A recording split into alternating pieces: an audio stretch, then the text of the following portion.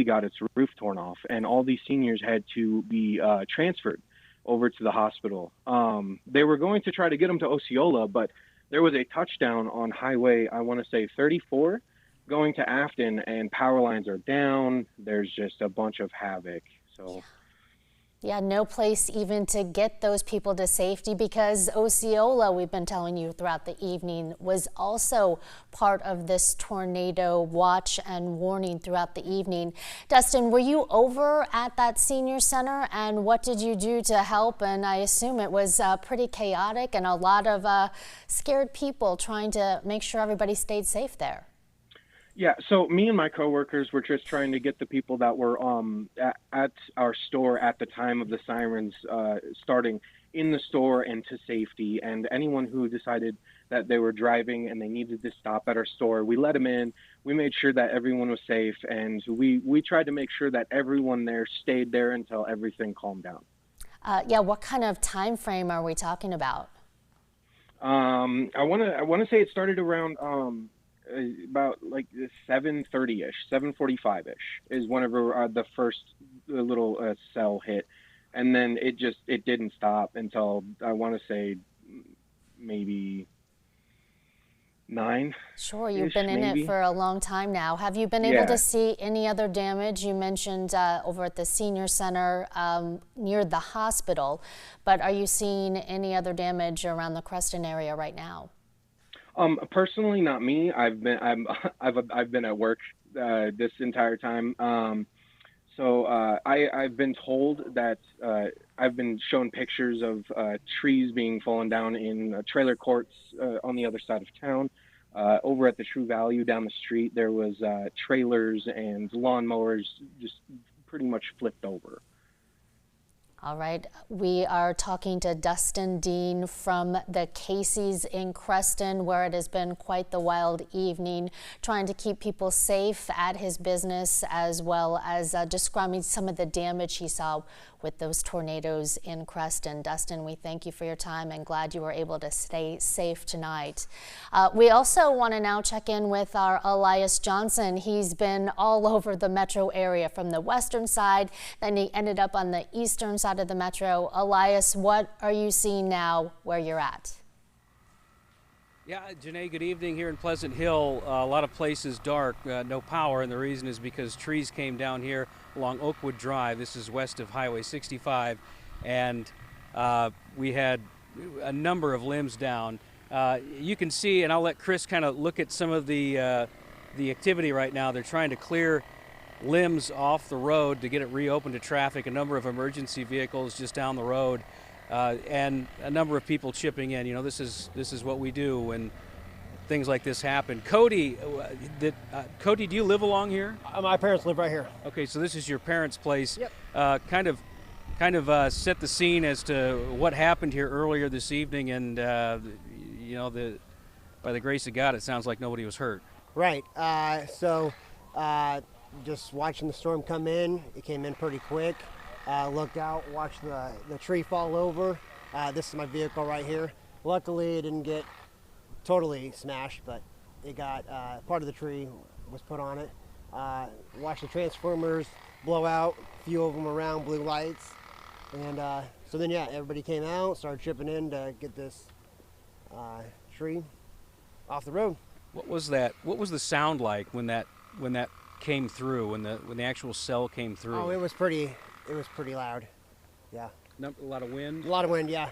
A lot of wind blowing. Yeah. Surprised that you got this many people jumping in to Absolutely. clean up? Absolutely.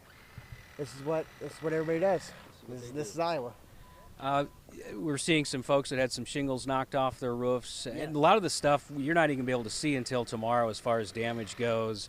Have you been able to assess, other than this tree falling down and unfortunately right on top of your car, have you heard of other damage here in the neighborhood? I have not. Nope. This is it. We've seen some stuff blown around, a couple shingles around, but this is the main part that's over here. I'm not sure what's happening down there. A lot of law enforcement down there, so yeah. All right. Well, Cody, thank you very much. We're going to continue following the cleanup efforts, some power lines down, but We'll send it back to you live in Pleasant Hill. Elias Johnson with Chris Parsons. Back to you. All right, thanks, Elias, for bringing us the latest from the Pleasant Hill area. We want to get to Chief Meteorologist Ed Wilson because this night is not over yet, Ed. You know, we've talked about this tonight, Janae. These storms just have a long lifespan, and even after we think they're done, they're popping back up. And we have a signature right here out of the same area, just to the north and to the east of the last area where we had a tornado warning in a place until 10:30. Well, now they've extended this line. So Kellogg, back down to the south of I-80. This is that signature that we're talking about right here in Jasper County. This tornado warning now is back into effect until 10:30. Something else you don't see very often when one is canceled, and then you just see the resurgence of this next line here for the same time period. But we are seeing that inflow, outflow. There's that a line that Jason is showing with that spin. It continues to move right up to the I-80 corridor. So from Kellogg down to I-80, if you live right along that area, just along Highway 224 or back even a little bit farther to the southeast of there, that's the cone that we're putting on this one. We're right around the notch of this. So again, it's not a perfect science of saying how long this system is going, or how fast it's going, I should say. But now we're showing that Oakland Acres at 10:16 to Grinnell at about 10:25, and then Newburgh, and that will be outside of that cone, or the tornado warning. But that's where this guy is moving, and it still is producing a decent signature. The difference, when we saw it over Reasoner, it started to weaken a little bit, and we saw a big hail core kind of fall out, a big line here right in this section that had some very bright colors. That's a hail core, and that often will kick down a storm pretty well, because the hail can't be supported by the storm. The storm kind of weakens as that hail falls, and that system, the last one over Reasoner, actually collapsed on itself. So we thought, oh, we're out of the woods for now.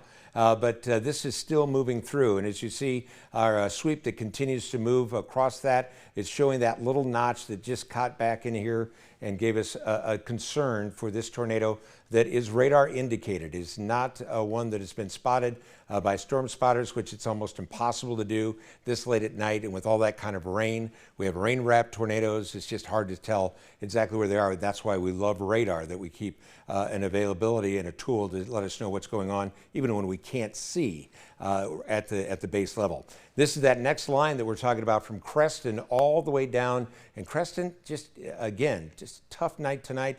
You folks there getting hit twice, and then on into that south central portion of the state. Mount Ayr getting a lot of rain. Lamoni, you'll be ready again. But this is that line that now is so impressive that it's redeveloping these storms. This is the severe little area right here, right to the southwest of Grinnell, right over Newton, I-80, and that is moving north. As we go through, I think the next hour or two, although I thought that maybe earlier, this would fall apart. We still have a tornado watch just to the east of Des Moines and until about, I believe, midnight tonight. So there's a good reason to stay weather aware. Make sure that you stay with us. And again, having to break back in is not what we particularly want to do. There's a lot of news to tell out of these storms tonight, but this is a tornado warning that is still holding on until 10:30. I do see, though, that it has lost a lot of the signature on it. Can we put a velocity scope on that again, Jason? Let's just see what it looks like here. It may be falling apart a little bit on us now. There's right in here, yeah. Yeah, that spin is still going. They're right around the I-80 corridor. So for whomever's out on I-80 tonight traveling, this is busting down your visibility. It's probably making people pull over to the side of the road. If that happens to you, remember, never park underneath a bridge. You think it's a good idea, it actually increases the wind. It can do more damage to you or your car, and it is just not safe. It just adds a lot of extra velocity, kind of pinching that wind down between the base of the bridge and the pavement, and it increases the velocity, but sometimes at least 2 or 3 times stronger than the actual wind. So here we are, Jasper, until 10:30, still up to 1 inch in diameter hail.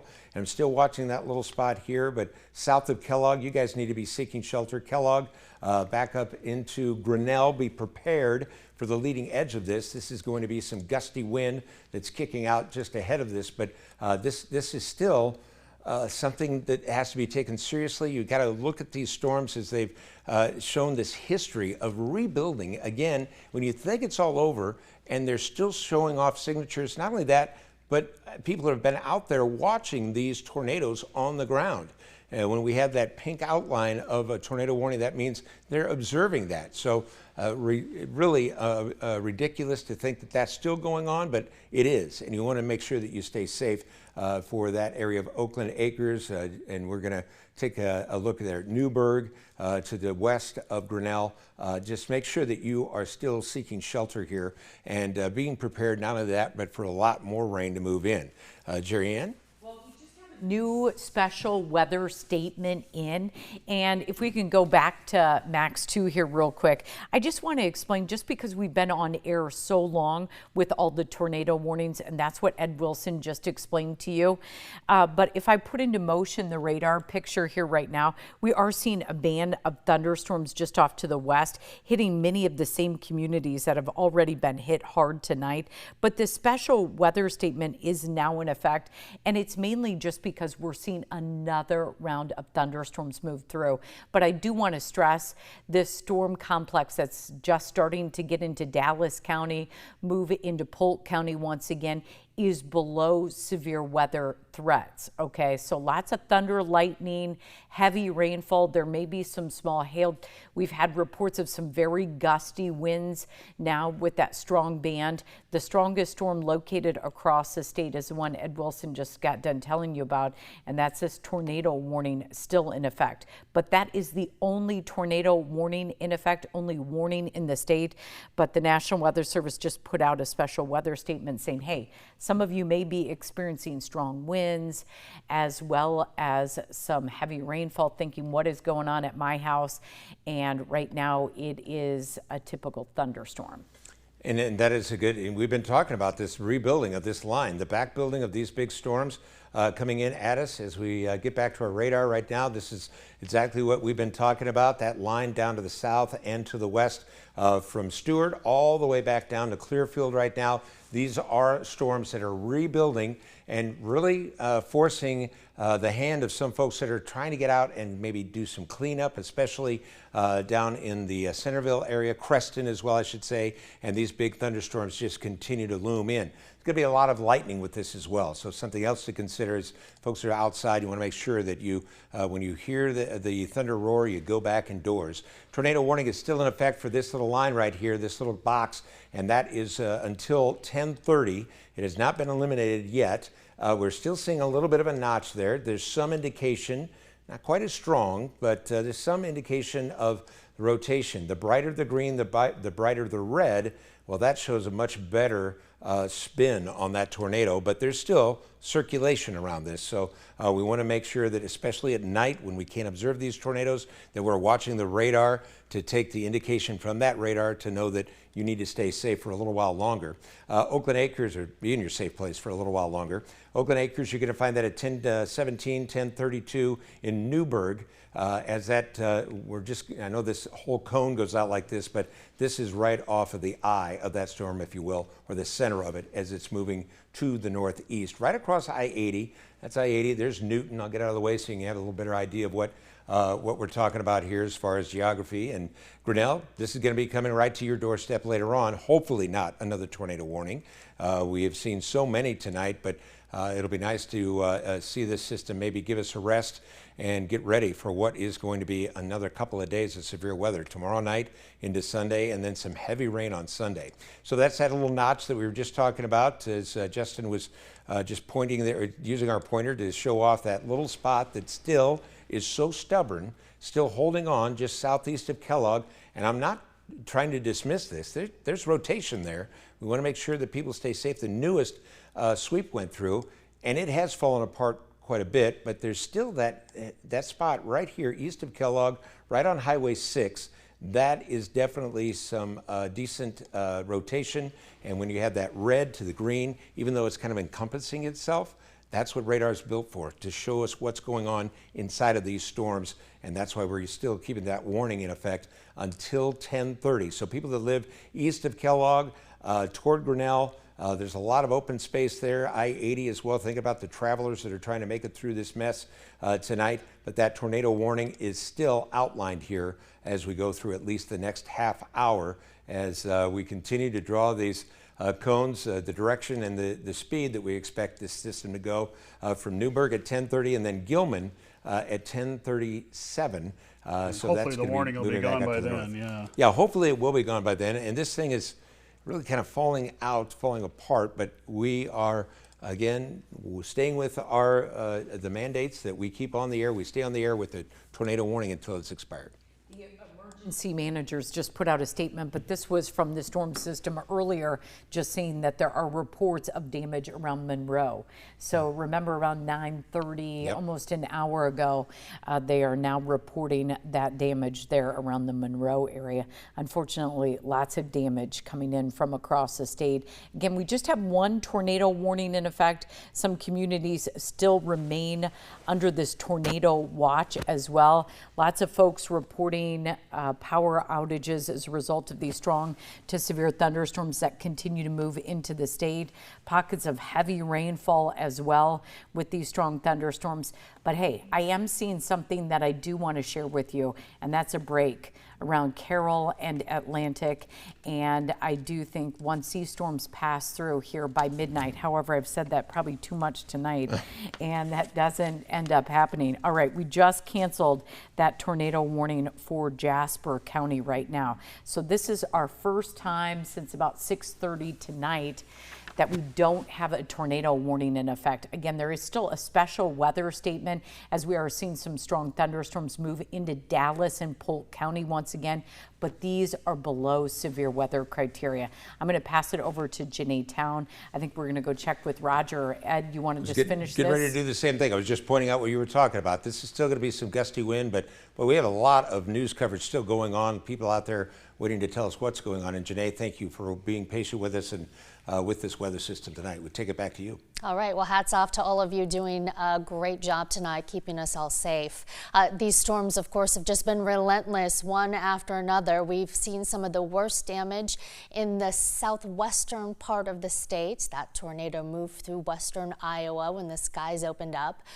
We want to go to Roger Riley. He has been out chasing storms all afternoon into the evening.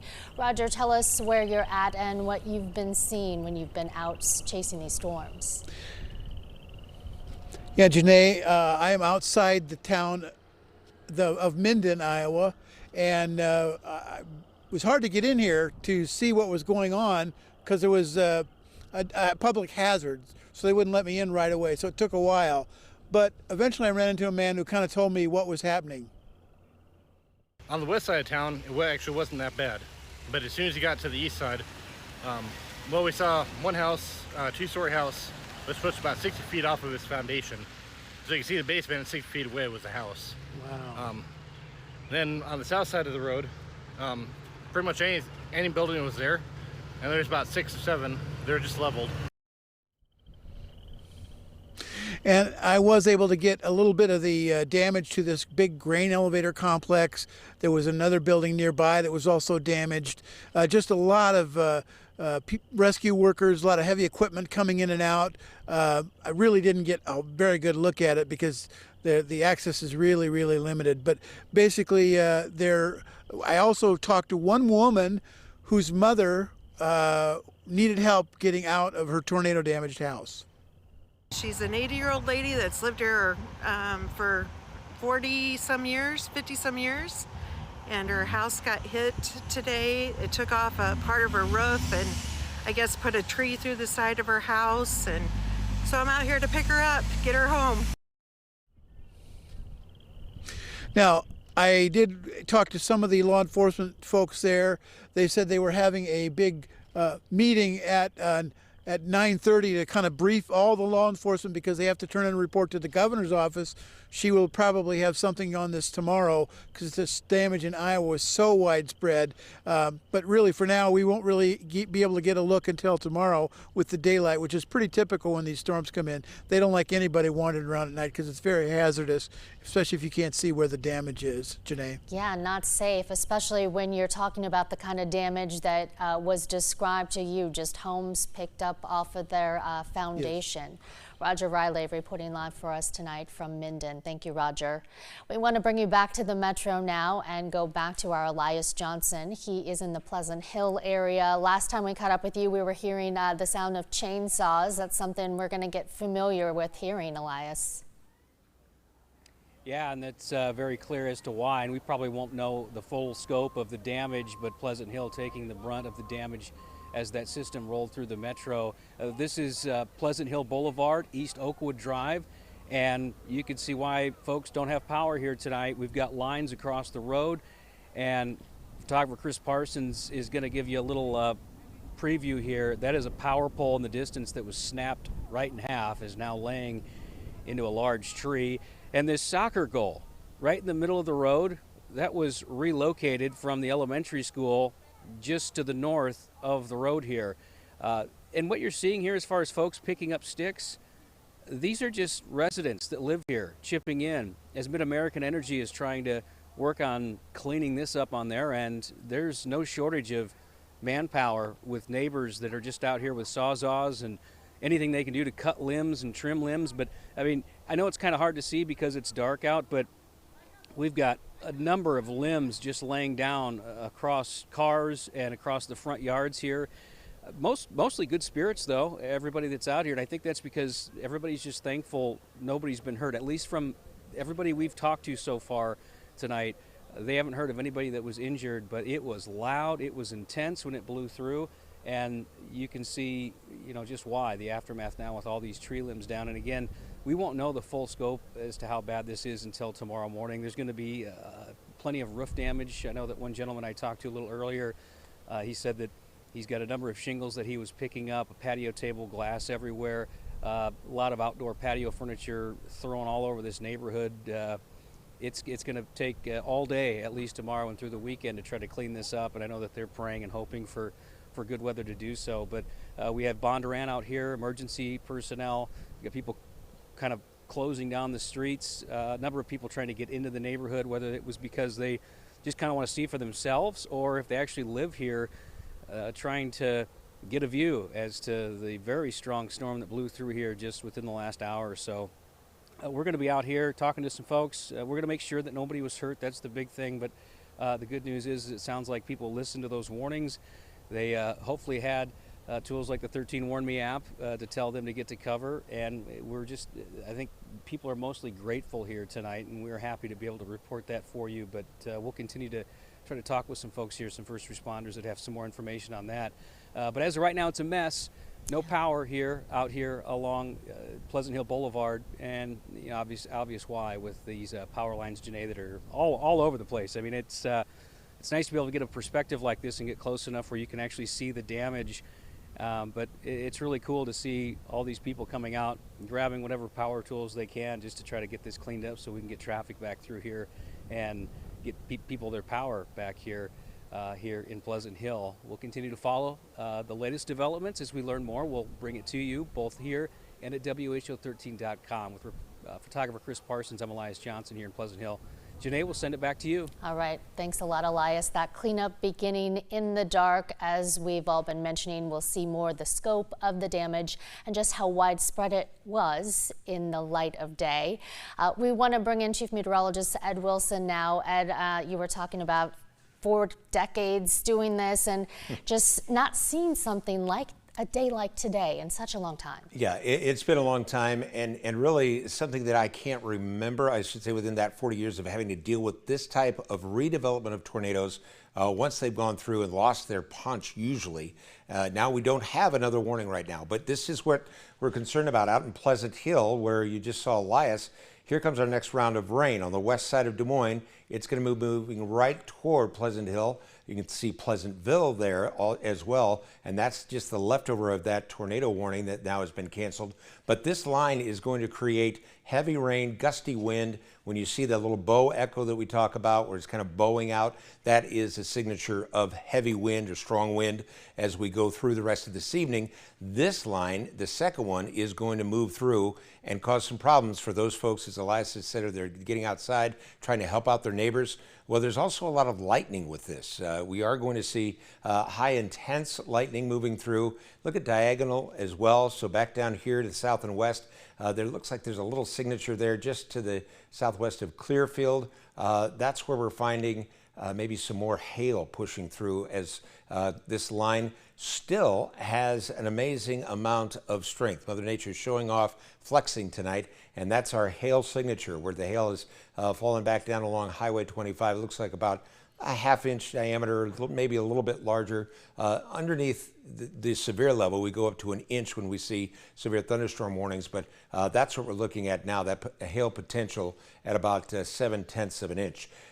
We're going to see some amazing amounts of rain out of the system in isolated areas, but we're going to get into the next forecast here, this next couple of days, where we're going to find a whole lot of rain moving through as well. So we want to make sure that people are aware of that. Here's our radar from earlier tonight. Back down to around the Des Moines area, showers and thunderstorms now moving through the system, and I'm going to take you through what is going to be the rest of this evening. I'm going to just go forward, Jason. Going to get you into this watch that is still in effect until midnight. The tornado watch from Des Moines back down to Creston, Sheraton, for all of our viewing area here highlighted as we show you through at least midnight tonight. Again, this was extended from 9 o'clock earlier as this system moved in, and it was obvious it was not going to move out very quickly. Here's what we're expecting throughout the midnight hour. I think these stronger thunderstorms will push farther to the north. We are going to see some clearing skies behind that next system that we're dealing with, that line of rain. I'm not saying it's going to look exactly like this, but by tomorrow morning, we are going to see, I think, drier conditions to start off the first half of our Saturday. But then by Saturday afternoon and evening, strong thunderstorms redevelop right across central and southern Iowa. This is 5 o'clock tomorrow night, right up to the Des Moines area. Of course, Drake Relay is going on tomorrow. We're going to have to deal with, again, the inclement weather that is really a part of the Drake tradition, sadly. We've seen some pretty tough years here, but this is severe weather, and the lightning is their biggest threat, and I think it will be there by tomorrow.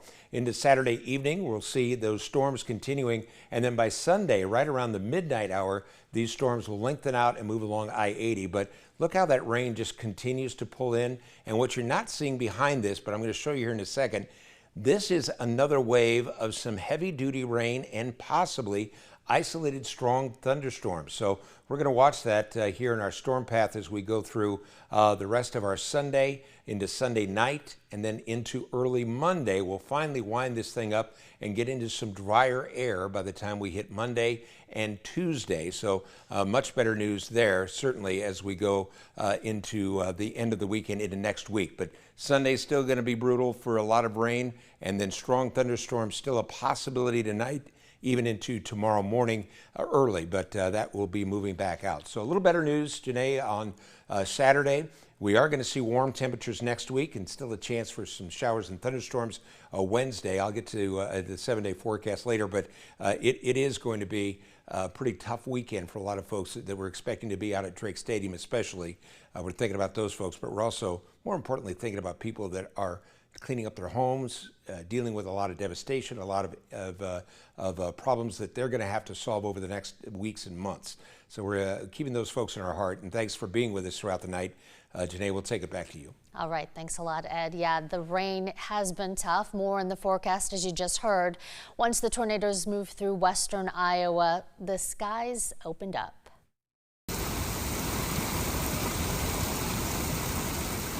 This is video from outside Little Sioux in Harrison County just before 6 this evening. You can see and hear the heavy rain quickly filling the ditches and ponding in grassy areas along Interstate 29. And insurance agents should expect plenty of calls tomorrow. As we've been telling you all evening, damage reports are coming in from all across western Iowa and here in central Iowa. Many homes that avoided a direct hit will now need new roofs, siding, and in some cases, windows. Our Elias Johnson spoke with insurance agent Katie Rosenboom earlier this week. She says scammers will be looking to make a bad situation even worse. in a situation where you have a loss, please, please, please make sure that the contractors that you have are licensed and certified and insured. Ask for a certificate of liability. That document itself will say they've got insurance, who their agent is, and their coverage levels, because we're seeing way too many fly-by-night contractors coming in and taking advantage of people. Homeowners are encouraged to check with their agent before signing a contract for repair work. As we know, those agents will be busy along with homeowners trying to clean up from this storm damage. We want to head back out to Pleasant Hill, where our Elias Johnson is. Elias, you have an update for us? Yeah, we just talked to the spokesperson for the city of Pleasant Hill, and they did confirm one person was injured during the storm tonight. They were transported to the hospital. Good news is it's non-life-threatening injuries, but the unfortunate news is that somebody was hurt here tonight. She also said, and we noticed there was a lot of debris scattered throughout the neighborhood. Tomorrow's spring cleanup for the city of Pleasant Hill, so there was a lot of junk. It's their junk days. Stuff was piled up on the fronts of these yards, and of course that's been scattered all throughout the neighborhood. So on top of the new debris from trees and anything else that was blown over or blown off, it's all the stuff that people were trying to get rid of that they're going to have to pick up here. And again, this is Pleasant Hill Boulevard, Oakwood Drive here in Pleasant Hill. This is west of Highway 65. We just ran into Brett McIntyre, a friend of ours, former meteorologist here at 13, now with Polk County Emergency Management. He's going to assess, get his reports, and then hopefully we can catch up with Brett on what the response has been like as far as Polk County Emergency Management. But it seems like all the right people are in the right places doing all the things they need to do right now to try to clean this up. Mid-American is working like crazy to try to get the power lines off the road and back where they should be so that people can get power again tonight. But that's the latest update. Is the reason why there's maybe more debris than normal is people had couches, appliances, things they wanted to get rid of for spring cleaning, and now it's all over the place here. So it looks worse than maybe it really would have been, but that's the situation here in Pleasant Hill, and it's going to be a busy couple days for sure. So we're going to talk to a few more people here. Again, one person injured, treated at the hospital, expected to be fine, non-life-threatening. That is the very latest, but we'll continue talking with folks. The chief of the fire department also expected to catch up with us here in a little bit, Janae. That, again, is the very latest out of Pleasant Hill. Cleanup underway. Spirits are still high, and everybody is still chipping in here at this hour. We'll send it back to you. All right, thanks, Elias. All hands on deck. Well, it was a busy day. We knew there was a lot going on, not just in the weather department. Of course, we've been telling you about the Drake relays and some of the rainouts there, but we want to check in with Mark Freund. He's keeping us up to date on what else is making news in the world of sports, Mark? Yeah, Janae, we know that a lot of Iowans have had a really tough day, but we can give Hawkeye fans in our state some good news tonight. The first round of the NFL draft came and went, and to many surprised, Cooper DeJean was not picked.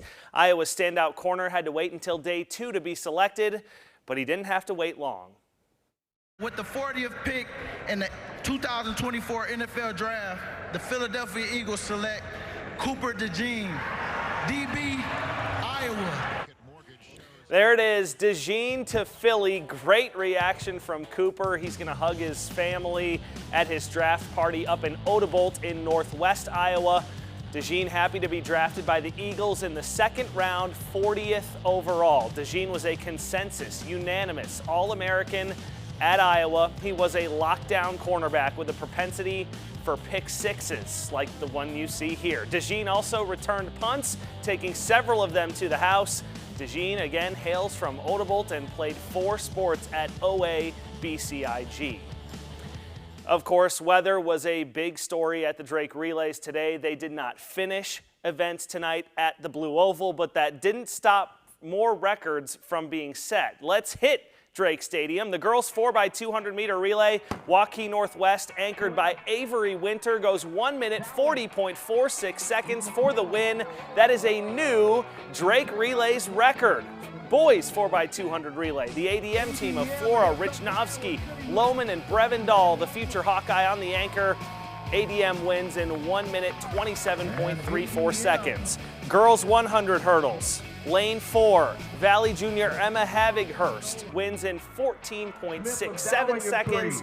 Havinghurst underwent ACL reconstructive surgery last summer. That's a great story. Now she's a relays champ. Boys 110 high hurdles. Iowa Falls Alden's Jaden Damiano wins 13.84 seconds. That's a new Drake Relays record. Boys 100-meter dash. Ankeny teammates in lanes 4 and 5. Top seed Tyler Sickerson pulls up midway through. Logan Fairchild keeps going and wins the 100 in 10.62 seconds. It's the first relays title for the junior.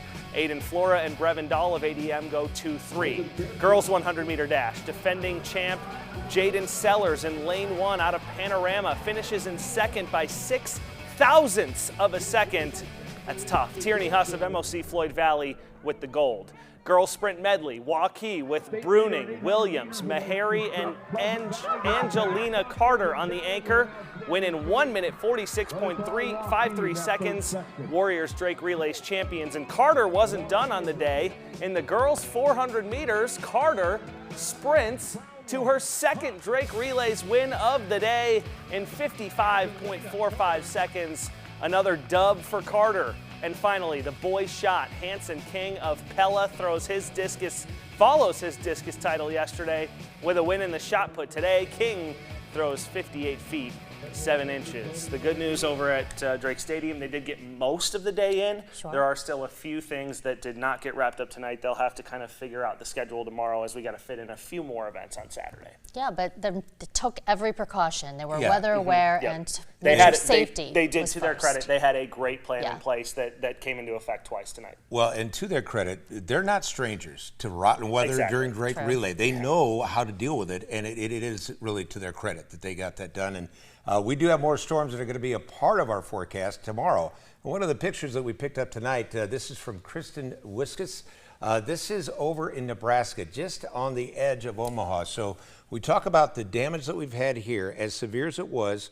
That is some devastation that we're talking about, and it's going to be a long time for those people to clean up. It's going to be the national story here for sure tomorrow.